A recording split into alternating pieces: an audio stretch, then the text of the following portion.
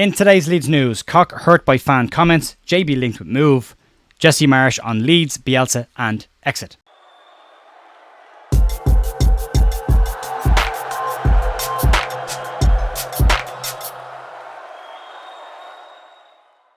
Morning folks, Ger here on the 11th of January, Thursday morning with your Leeds United news. I hope you're all having a really good week so far. The news today is going to be broken into two parts. We're going to cover the main two stories that we have today. There's not a huge amount of stuff currently going around. Luke Ayling obviously has officially left the club as well. And then the second half of this, we're going to cover the Jesse Marsch interview with Simon Jordan, where there's some very interesting things that have been said in that as well. We're going to cover that in as short amount of time as we possibly can if you haven't seen it. As I know, not everybody is interested in hearing about Jesse Marsch anymore, so that's why it's the back end of the video, so we get the news out of the way. Also, there will be a live stream tonight with myself and Andrew Dalton, aka LUFC Stats, to preview the weekend's game against Cardiff. Similar to the normal preview videos that we do, but we're going to do as a live stream instead, just from a timing perspective, nothing else. Right, let's crack on and get into this and start off with Robin Koch. And the former Leeds United centre-back has finalised his permanent move away from the club to Eintracht Frankfurt after he signed a pre-contract agreement with the club that will continue his time there beyond the end of this season when his loan expires. In an interview with The Athletic, Koch has claimed that comments received on social media from Leeds fans have really upset him. He said that the comments really hurt, but he understood the anger of the Leeds United fans. He said the comments did hurt, but I understand the anger of the Leeds fans. Leeds fans, he said, are crazy about their club, and relegation was painful for them and everybody. He said the club, but he always did everything he possibly could for the club, for Leeds and for the fans. He said it was terrible that the club didn't achieve their goals last season. He believed it was a talented squad, but that got stuck in a negative spiral and just couldn't get out of it. But he said he never thought about leaving Leeds during the season. He was focused on the task at hand of getting Leeds out of the relegation fight and up the table. But he said when the season finished, he has ambitions in his own career, and going back to Germany was always something he wanted to do because he had aspirations of getting back into the German national side. So that was always going to happen. And but he said he did enjoy his time at Leeds, but it's an interesting one. But it's probably the last time and the last thing that we'll hear from Robin Koch. Also, he is coming out of the loan watch. I did say it yesterday, but he's coming out of the loan watch because he's not a Leeds player anymore, is he? I mean, if he's going at the end of the season to Eintracht Frankfurt, he's already there. He's gone. So, moving on. Let's talk about players that could also be leaving Leeds on loan anyway, and that's Darko Gyabi. Darko Gyabi has been linked with a move to Leeds' fellow Championship side Plymouth Argyle in this window. Gyabi missed the opportunity to get out on loan during the summer after circumstances or rumours or whatever you want to call it got in the way. He was tipped with a move to Fleetwood Town until Swansea got involved very late in the window, closing in on deadline day.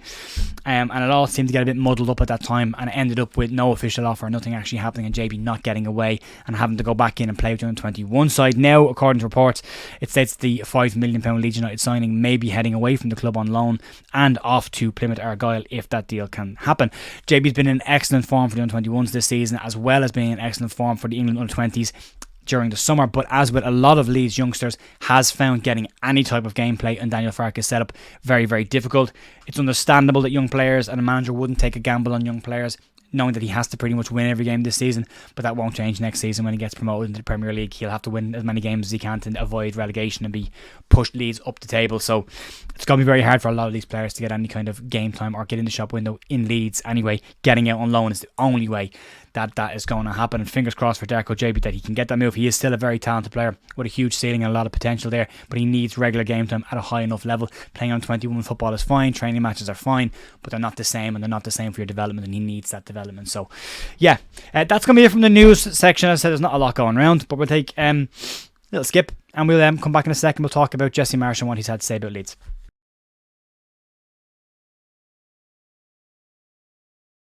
Right, this was an interesting one for me. There's some things that Jesse Marsch has said in this that I really actually agree with, and then there's some things that I don't agree with. I want to try and take this from as objective a point of view as possible. I'm going to read out some of the questions. I'm going to look down a fair bit, but I'll try and give you an abbreviated version of the whole thing because it's quite long. It's an hour and 5 minutes of a press conference, and I've got about 12 pages of notes, so we'll fly through them real quick. Just on getting to Leeds, he was asked about the scale of Leeds United by Simon Jordan and if he was aware of the scale of Leeds United, and he said yes and no. He said that you don't really ever know of the scale of a club unless you're in the middle of it, and he's right, you really don't know. But he said he had been to Ellen Road a couple of weeks before he had gotten the job. He'd seen Leeds the previous year as well, and he had coached players at Leeds, so he had an idea what Leeds is about, but he said you don't ever really know until you get there. He told an anecdote about arriving in England and Leeds and getting to the customs desk and the person taking his passport, looking at his picture and his name, looking back at him, and then talking to his superior comes over and says, so you're here to save us? And he said, well, no, not me, we, together, all of us. And I always got question marks about those kind of anecdotes if they happen. Like, what's the point of that? What does it actually achieve? You're just kind of saying like, oh, I'm a recognised person. But it was a strange one to start off with. He was then said that basically when you looked at the squad and the players, when you look at pro footballers online or on TV, they look quite big and bulky and strong and like big strong men. But then when you see them in real life, you realise a lot of these players are still kids and they're still developing, they're still growing, which is, again, absolutely 100% true. But he said when he got to Leeds, he said it was the opposite. He said the group looked tired, defeated, gaunt. And he said he spoke to his team at the time and he said, this is going to be a lot harder to turn around than I thought it was. We've got a lot of work to do here, which is an interesting comment to make very early on, given that he was asked then about the comment about the conditioning and the training, where he was on TalkSport and he basically said that Leeds had been overtrained, which turned a lot of Leeds fans against him immediately when he said that, because it seemed like an indictment about the previous manager. And Jesse said that it was probably a mistake to say that, but he said he didn't think he was saying anything that wasn't common knowledge, that wasn't a fact. He said the wheels had started to come off. He said, but it wasn't. He said I wasn't having a pop at Marcelo. He said I actually have complimented Marcelo several times publicly. He said I'm a fan of Marcelo, I've studied Marcelo, I've got books on his style and play, the style of play, passing patterns and his beliefs. He said, but when he came into the club and he said, you see the training, he said, I thought that this was common knowledge, so I thought making that comment wouldn't cause any problems. He said, but it wasn't an indictment of Marcelo. Jordan challenged him on this, and I think he challenged him rightly on this, to say, come on Jesse, it's a direct reflection on the previous manager. And he said, yes, it is, but also, no, it's not. He said, because a lot of it wasn't about the manager, it was about the situation that Leeds were in. The backs were against the wall. Things weren't going well, you know, and it can get into you. And if you listen to Robin Koch's comments about last year and a negative spiral, it can happen. And a lot of people talk about this, and it's been said on Joe's show as well. Losses can bring more losses. I think it was JT that said it on Joe's show about, you know, losses bring losses. And it's correct. It's 100% correct, because it's momentum, positively or negatively, and unfortunately you can get stuck in these things. Simon Jordan went on to say when you replaced Marcelo Bielsa, there was a lot of fans that still wanted Marcelo to be in charge and were still chanting his names, and he said, was that difficult for you? He went on to say that he basically has a team of people, that he has a data team, a people team, and they go out and check all this. He's got a PR team, and he said that he was aware of what the club was like at the time. He said he was aware of the transfers of players that Leeds had brought in. He'd done all the data, but he said I told him when he got there that there was a chance of relegation within the first 3 years of 84%, and he said, so that's a big one. He said, and he knew that he was going into a Lions Den. He said he didn't understand that it was the power of Bielsa. He said that he knew everyone loved him, but he said it wasn't just a case of it being Leeds or Bielsa. He said Leeds had become Bielsa, but he said that he liked Victor Orta. He said he's a big fan of Victor Orta. He believed in what he was talking about with the culture and the similarities between the two of them and the symmetries that they had in terms of leadership, in terms of football style, culture and core beliefs as well. He said Victor Orta's got a big heart, and whatever he does, he puts his whole heart and soul into, wears his badge on his arm. And he said, but he believed that creating the right foundations and the right culture, that the byproduct of that then becomes wins. And this is an interesting one, because I do agree 100% with him on this, and this is where it fractures for me. Building the culture behind the scenes of a club, and a winning culture and a culture of professionalism, is hugely important. And he's 100% correct that if you build that right, if you get a positive culture behind the scenes, if you get players believing in what you're saying, if you get players to buy into that, the byproduct of that should be that you'll win more games than you will lose, if the talent is there and if the coaching is there. And this is where it fractures for me. I agree with everything he says there about that, but then I don't see that actually happened at Leeds during his time. I didn't see a close group of Leeds United players. I didn't see a core going in the same direction. You heard the comments about him on the sideline saying things like to the fans, why are they scared? Why are they scared? That's the kind of stuff that the manager's job is to do, is to get the players to not be scared, is to believe in what they're doing, and when it doesn't go well, to still believe in it and go again. So there are fractures there for me in this, but he said when he was first called about the job, he said he didn't want to come. In fact, he said that he told them to please keep Marcelo, that he thought that he'd be fine, he'd turn it around and they'd be okay by the end of the season, and they'd move into their summer plan, which was for him to come in then and do it then. Moving on, then Simon Jordan said to him, why you? Why did Leeds pin their hopes on you? And he said, look, he talked to the club when he spoke to them first. He said we talked about the similarities between himself and Marcelo. He said Leeds was Marcelo. And he said, so, that was difficult to come into, but he said that they had to pick the pieces up that were there. Wheels had fallen off and things weren't going well.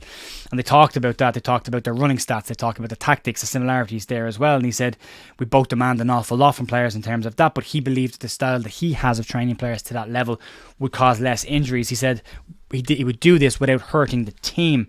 And he talked about the style of play that he would put in that would mitigate against the amount of goals that Leeds were conceding. And to be fair to him, Leeds did start conceding a lot less goals once he came in, but I didn't carry through to the second season as much.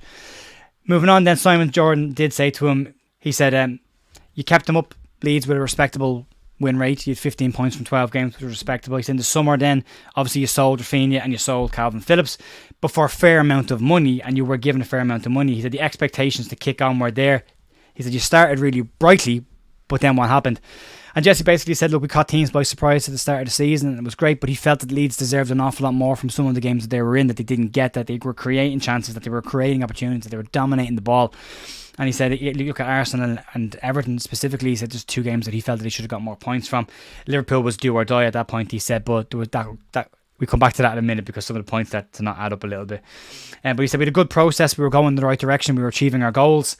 We knew we would achieve our goals because we were trending in the right direction. Simon said, but you were losing matches, and I remember hearing you saying all of this stuff and thinking, I'm not sure about this fella. He said, you're describing circumstances that were great in principle, but after 38 games, repeating this form, you're going to get relegated. And he said, it was like I was watching one game and you were watching a different game. And that's when Jesse said that wasn't accurate. He said that they were controlling matches, creating lots of chances, but just not getting the results. And he said, look, yeah, okay, you've got to score goals to win matches, but the way that the outcomes from these games were happening, he said, I kept walking away thinking we should be winning more games than we are and get more points. We deserve more from these. He said his task was to keep the ship steady and to improve. And he said that he thinks that they did. He said, but you can't sit there and say that say to the players that they don't score enough goals, that they make too many mistakes, that there's mistakes at the back. And he said, because that's not how I believe in leadership. He believes in positive leadership. And then Simon Jordan said to him, but constructive criticism, Jesse, is part of leadership. It does improve players. You can't just sugarcoat everything. And he said, yeah, absolutely. But in private, not in public. So in public, Jesse was very much about talking about the positives of everything rather than the negatives. But I think that kind of broke it down as well, where English fans, Irish fans, local Leeds fans, long-term Leeds fans expect a bit of reality in the conversations that they're getting from the manager. They expect some facts to not be ignored and not to be all painted with a beautiful brush. When things are wrong, they're wrong. When things are it's a problem, you've got to identify those problems, and that's probably for me again another area where he probably fell down. Simon Jordan said you pick up the team in 16th, but when you left they were in 17th. Did you deserve the sack? And then Jesse went on to a strange one here. He said that, well, you say it was 16th, but by points per game, Leeds were lower than that. So even though he took over the club in 16th, he reckoned points per game wise Leeds were actually lower than that. There was teams with games in hand. And he said, but if you were to say, when they actually finished 17th, he said by match day 20, we were actually in 13th, but we lost that match and everybody else won, which meant we finished up in 17th, which is a strange comment to make because that's not facts. Like saying, well, if we had won that game and everybody else had lost, then we would have been 13th. But you didn't win that game and everybody else did. So you weren't in 13th, you were in 17th. And you can say ifs and buts and possibilities, but, there's no fact in that. There's nothing tangible in that. I could say if a lot of things went my way in my career, I'd have done different things differently, but they didn't. So I didn't. And I'm exactly where I deserve to be. And Simon Jordan said that later on in it. Simon said that I think my memory is right on this, but you had 15 points from 12 games in season 1, but you'd taken 15 from 20 in season 2. And Jesse said it was 18, not 20. And then Simon said, I thought it was 15. This is where they get back and forth. It was really interesting to see. You got challenged. Simon said, but that's still going to get you relegated. And Jesse said, yes and no. And then Simon said, no, that's going to get you relegated. That points total is going to get you relegated. 18 points from 20 games. But Jesse said that the XG said that we were on 28 points, when the reality was Leeds were on 18. So Jesse's point was here that Leeds XG suggested that Leeds should be higher in the table. And on that basis, in his head, we were, even though factually we weren't. And that what he wanted to happen hadn't happened. Simon Jordan said that the XG thing is rubbish. That's rubbish. You can't say that. It's rubbish. And Jesse said, I understand, and I'm not proud of 18 points from 20 games. He said, for me, you're right. That's not good enough. But we should have won more matches. And if we'd won 2 more games, then we would not be doing this interview now, and I'd still be Leeds United head coach, which is, again, is questionable. He said, I understand that results matter, or let's look at the results before I came. The club was losing and had 6-0, 5-0 defeats. Simon said, yeah, it was a shit show. They were getting beaten by 4 and 5. And then Jesse says, yeah, look, I've came in, it was difficult, but I stabilised the club. The performances got better, and we had a chance. Again, question marks about that. It's a lot of ifs and buts that didn't happen. It's not like ifs and buts in the future. Like, if we get a chance to do this in the future, we might be here. You're looking back on factual stuff that has actually happened and saying, well, your XG of 28 points meant you were going to be fine. Well, no, the reality was you had 18 points, which is 10 points less. And then Simon Jordan's argument that it should be 15, not 18.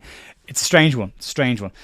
Moving on from that, then, he was basically Simon Jordan talked about the budget that he was given in the summer and said, you're given a huge budget between the August windows, summer windows, and January, about 130 million to get. And he said, yeah, you lost Calvin Rafinha, but you brought in a lot of players who had played with you in the past, were connected with you past, and then there was an influx of American players. And he said, and with respect, not many Americans have done it now. There was Clint Dempsey, and there's a couple mentioned, but Simon Jordan made the point that I made on this channel a couple of weeks ago when I brought that point up, is you could probably name them all on your 2 hands, and that's not reality. Is that's not saying there's a culture of players in that league. There isn't. And same with management, only 2 managers, so it's the same. Jesse said, please, it's not just me, it's a group. Simon Jordan said, but you're the ultimate decision maker on transfers. And Jesse said, no, I'm not. And Simon said, so you're getting players that you didn't want. And Jesse moved on then to say, no, but we worked together as a group. We had joint goals. We knew what we wanted to achieve. We knew what we wanted to get. And us and Manchester City made money in that window, and we're the only 2 teams that have made money that year. And he goes, yeah, sure, that's great, but what's that got to do with the price of cheese? You've made money. And Jesse said, I'm just saying, where Simon Jordan says, you lose money at the end of the season when you're relegated, though, so it doesn't matter if you made money during the transfer windows. If you don't get it right and you get relegated, you lose more. So, and then Jesse said, I understand. He said, look, we made investments. I liked the players that we brought in, he said, and he included the likes of Sinisterra and Mark Rocket in that as well, just to say it wasn't just American players that came in, it was the whole lot. And Simon said, yeah, that's fine, that's fair enough. Simon went on to say the genesis of this question was, did you deserve the sack? It's now grown legs to different opportunities, but the point total would have meant relegation. He said the chairman in Leeds needs Leeds in the Premier League because he needs to sell the club at the end of the season. Did you have the support and make the right decisions to the players that you signed? They weren't pulling up any trees. He said, then American players with no proven track record at this level at all. All this leads you to being in a very dangerous place. Simon went on to say, I think you did deserve the sack. He said, you put yourself in a difficult position, and I'm trying to get from you whether the question I'm asking is unfair or coming from you to correct the facts. And Jesse said, I don't believe I should have been sacked. If you look at anything, the metrics at the time said that we were trending in the right direction. And he said, shortly after I left, the wheels came off even more and chaos ensued again. And he said, in my 11 months, did we achieve as much as I wanted to achieve? No, but we stabilised the club. Again, that's questionable in some parts, yes, and in other parts, no. Simon said 7 wins, Jesse, that's a 21% win ratio. It's going to get you relegated. And then Jesse said, yes, it's going to put stress on it, but to the eye test, to the metrics, he said we were trending in the right direction and the team was on track. We were moving in the right direction. It's a shame. My heart was broken when I was sacked. And at the end, I don't blame Andrea Evicta. I understand that because we didn't get the results and that put me in jeopardy. But he still doesn't feel like he should have been sacked. Moving on, then he was asked about a Southampton job. And this was an interesting one because he said that he was ready to go. He said he was ready to start work the next day with Southampton. He was excited by the project. He'd heard an awful lot. He saw their players, good characters, good players like James Ward-Prowse mentioned as well. But he said that the second game with them would him going back to Elland Road. And he said it would be going back against Leeds, a club I love, a club I helped build.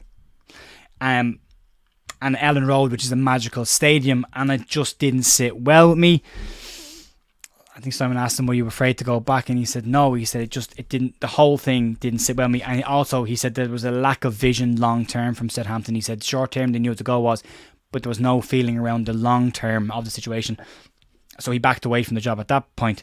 He was then asked about the Americans in English football, specifically American managers, about himself and Bob Bradley only getting the job because there was American ownerships in place. And this is interesting because somebody's come after me on Twitter about this and followed me over to YouTube in the last couple of days to put lots of negative comments on a lot of videos on this channel just because we disagreed on Twitter. And he said that this person claimed that The 49ers have tried to turn Leeds United into an American club last year and the year before, and again, we'll do it again. And there's no evidence to suggest that they had any decision-making powers. And this is where it gets interesting. Jesse says, to the question of, you were only hired because of an American-based ownership. This is what Jesse said. Before I took the job at Leeds, I had never met or spoken to anyone at the 49ers. They were not the catalyst for me coming in. It was Victor Orta. Now, that's as black and white as it gets. From the horse's mouth, as black and white as it gets. So that needs to stop happening now. People need to stop blaming the 49ers for the American players and the American management in Leeds. Also, they are not the sole reason Leeds got relegated from the Premier League. There was lots of other nationalities and other players in there, and the rhetoric around that needs to stop. You can't say that all of the American players that had played for Leeds were poor. Tyler Adams was excellent for Leeds when he did play there. Don't like how he left the club, but he was excellent for Leeds when he played there. Arrington had some nice moments at the start of the season. Still a kid, but probably not good enough for that level. And Weston McKennie came in at a bad stage in his career and just didn't do anything. But that's not to say that all the players that came in were American, because they clearly weren't. There was 3 American players there and an American head coach. I think we had 3 Spanish players at the time last season when Junior Firpo was still classified as a Spanish player before he changed his allegiances to the Dominican Republic. So it goes hand in hand. There was a lot of different nationalities. It's probably an easy swipe to have. What I'd say about this is a lot of things that Jesse said that I kind of agree with in terms of building the culture behind the club and turning a club into something else. Having the right systems in place, having the right development in place, having the right personalities in place, the right characters in place, having the right setup in place of positivity. All of that I completely agree with. And from listening to that, I'd have no problem hiring Jesse Marsch for any club as a director of football. The breakdown for me was, after saying all of that stuff, you then have to be able to coach those players into that system, players that you've bought, to produce results on the pitch. And for me, from what he said and what he wanted to achieve, I believed in the structure. I still believe in the structure he wanted to build there. But the reality was that structure wasn't showing itself on the pitch. You weren't seeing a unity. You weren't seeing everyone pushing in the same direction. You were seeing fractures. The comments that he was making on the sideline that are being picked up on audios. All of that comes into play. So if you can't take one into the other, then it doesn't matter about trying to build a culture. The reality is that it didn't happen because the performance in the park, it didn't line up with that. Wins are a byproduct of a very good setup, but also a byproduct of very good coaching and very good players as well, especially in the Premier League. And Leeds didn't get that across the board from Jesse and everything. There are parts of Jesse I like, and I talked to Joe Wayman this morning, I said this to him. There's parts of Jesse I like. I still do. I like how he talks about football. I like, again, how he talks about creating positive cultures and setups in clubs. And I completely agree with him 100%. But from a coaching perspective, it was lacking. The coaching team he brought in was too small. The inability to get an assistant manager for 11 months and then bring him one in just before he gets sacked, that shouldn't have happened. That should have been sorted out a lot earlier. There were lots of things there as well. Yes, Andre and Victor Orta didn't help him out as well. So trying to be objective about this, I think Jesse's trying to rewrite a little bit of history here. I think he's trying to fix some of the things in the past. I do like the fact that he's clarifying some things as well, which is good. He's been pretty honest. Simon Jordan has challenged him excellently on some points as well, and I do agree with Simon Jordan on this. I think Jesse Marsch is a half decent coach. I'm not sure if he's ready for the Premier League. I would like to think the same thing I'd say about a lot of managers. When you get sacked and it doesn't work, that you go back and look at why it didn't work and the criticisms of you at that time, and then you apply them to you as a coach for the next job that you get will be better than you'll learn from mistakes in the past. And that's what it is about learning. I don't know if Jesse's learned an awful lot from this. I still think Jesse believes that his model and the way he wants to do things is still 100% correct. Same with Marcelo Bielsa. It was never 100%. Marcelo Bielsa's style at Leeds was brilliant. It was fantastic football. Most fun I've had watching Leeds United probably my whole life since the O'Leary era. But there was man marking there that caused us major problems in games as well. And that was his downside of his game. Jesse has some positives about the pressing and the counter pressing and the intensity of the team. I loved that. But there were downsides to it. Structural organisation, players picking up players, defensive capabilities, all of that kind of stuff. And especially when you have the amount of money he was given to strengthen it. Did he strengthen it correctly? I don't think he did. Not in the right areas anyway. Said before, get the back line sorted, get the goalkeeper and the centre backs and the full backs all sorted. Stop conceding goals and you've got a chance of winning games. But if you're conceding goals in games, same with Daniel Farke's team this year. If you're conceding goals, you leave yourself open to dropping points. If you don't concede goals, you don't. It's that simple. I know it sounds a lot easier than it probably is, but that's the manager and coach's job, isn't it, to build that. That's going to be it for me today, folks. Slightly long one to go through that, but I wanted to cover it off, which if you stuck with me for this length of time, thank you very much. Leave a comment down below and tell me you watched till the end. I'll be back tomorrow with more Leeds news and back tonight with the match day preview with Andrew Dalton. I'll talk to you then. Have a great day. Bye.